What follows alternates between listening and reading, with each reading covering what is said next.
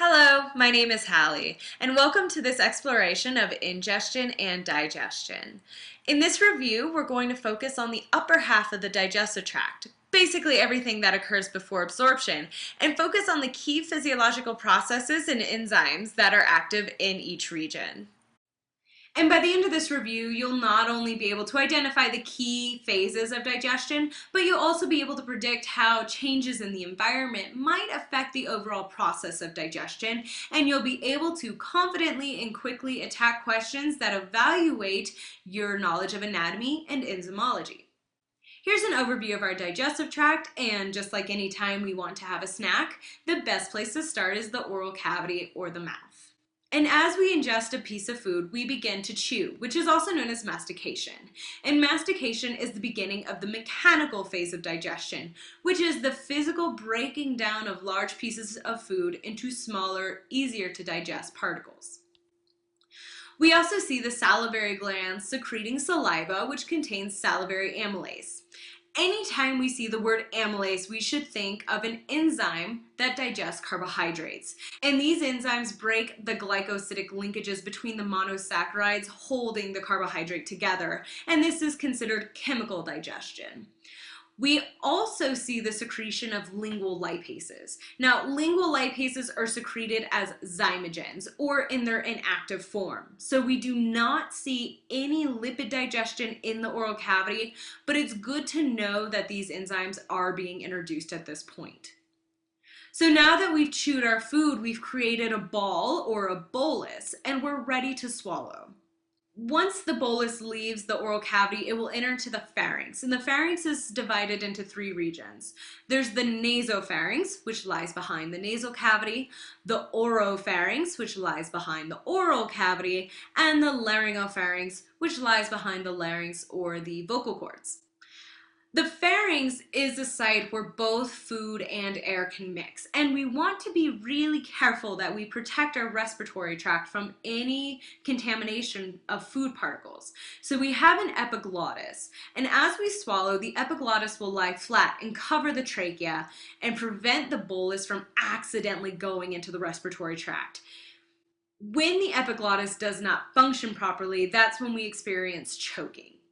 Now that our bolus has been swallowed, it has entered into the esophagus, and the goal of the esophagus is to move the food through the cardiac sphincter so that it can enter into the stomach. And the esophagus does this through the use of peristalsis. And peristalsis is the involuntary contraction of the smooth muscle lining the esophageal tract. And we see that it's a coordinated contraction that helps to squeeze the food towards the stomach. And without this, we would be entirely dependent on gravity to move the bolus to our gastric cavity. Finally, the bolus will reach the cardiac sphincter, it will pass through and enter into the stomach. When the cardiac sphincter doesn't close properly, we see that gastric juices can enter into the esophagus, and this is something that occurs in patients that have heartburn and acid reflux disease. Now that the bolus is entered into the stomach, we can complete the bulk of mechanical digestion. So we should think of the stomach as a giant blender or mixing machine that takes the bolus and converts it into this soupy, liquidy mixture called chyme. And chyme is highly acidic, and this is important for two reasons. One is that it denatures protein. So it takes that highly folded protein and helps it unravel into its primary structure so that peptidases can free amino acids for absorption. With that being said, the amylases that were active in the oral cavity will be rendered inactive in the stomach, so carbohydrate digestion will be placed on hold here. However, the lingual lipases will now become active in the acidic environment and lipid digestion will begin. The second reason is that this is a great barrier for infection control. And this is because any bacteria or viruses that were living on our food will more than likely not be very happy in the acidic environment of our stomach. There are three main cell types in the stomach, and one is the mucosal cells. These cells secrete a bicarbonate mucosal coating, which is very important for protecting our stomach. And patients who have problems with their mucosal cells and don't have enough of this bicarbonate coating will experience ulcers. When the bolus passed through the cardiac sphincter, it encourages the secretion of a hormone called gastrin, and gastrin then goes and encourages chief cells and parietal cells to secrete their products that are essential for digestion. Chief cells release pepsinogen, and anytime we see this suffix ogen, we should automatically think zymogen. And it's advantageous for the chief cells to release this peptidase as an inactive zymogen, because otherwise this peptidase would have no preference if it was digesting our stomach lining or the proteins in our diet. So this is another layer of protection to prevent us from doing damage to our own gastric lining. Parietal cells secrete hydrochloric acid, which we remember from general chemistry is a very strong acid. And as the hydrochloric acid becomes part of the chyme, it will encounter pepsinogen and release pepsinogen into its active form of pepsin. Parietal cells also secrete intrinsic factor, which is important for B12 absorption in the duodenum. Now that we have formed this acidic, soupy mixture, we are ready for it to enter into the duodenum and complete the bulk of chemical digestion. But first, the chyme has to pass through the pyloric sphincter. And the pyloric sphincter controls how much of our chyme enters into the small intestine, because there's not enough room for our entire gastric contents to enter the duodenum all at once. As the chyme enters into the duodenum, we have a very, very high priority, and that is to neutralize the acidity of the chyme entering into the duodenum.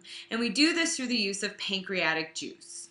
Pancreatic juice does contain a lot of enzymes that are important for chemical digestion, but these enzymes are dissolved in bicarbonate. And bicarbonate is important because it will neutralize the pH of the chyme as it enters into the duodenum, and this protects our small intestine from burning. With that being said, all of the enzymes that were active in the gastric cavity will now be rendered inactive in the small intestine. So we will have to reintroduce all of the enzymes necessary to complete chemical digestion. Luckily, the scientists that named all of these enzymes and hormones were very kind to us, and it's relatively easy to glean what their use is just by looking at their name. For example, disaccharidases, well, these digest disaccharides. And peptidases, well, these digest proteins.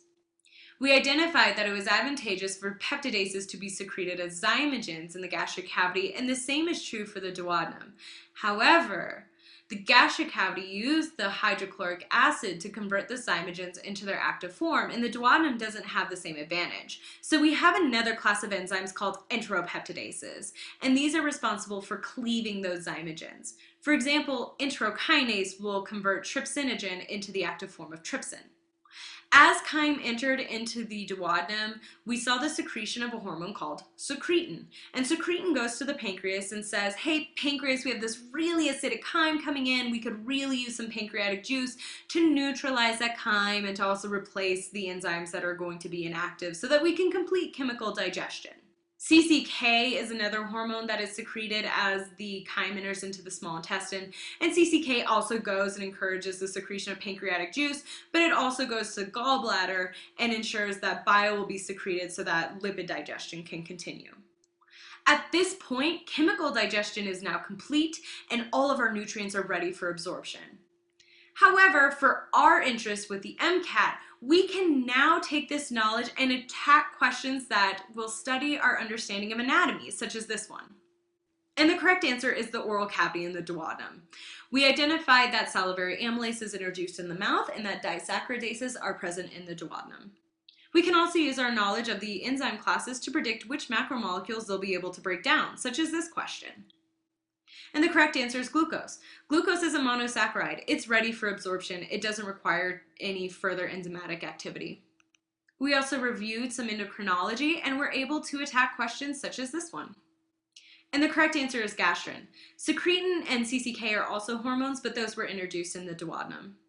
So just a quick recap of what we really want to remember for test day is that the oral cavity is a site of mechanical and chemical digestion.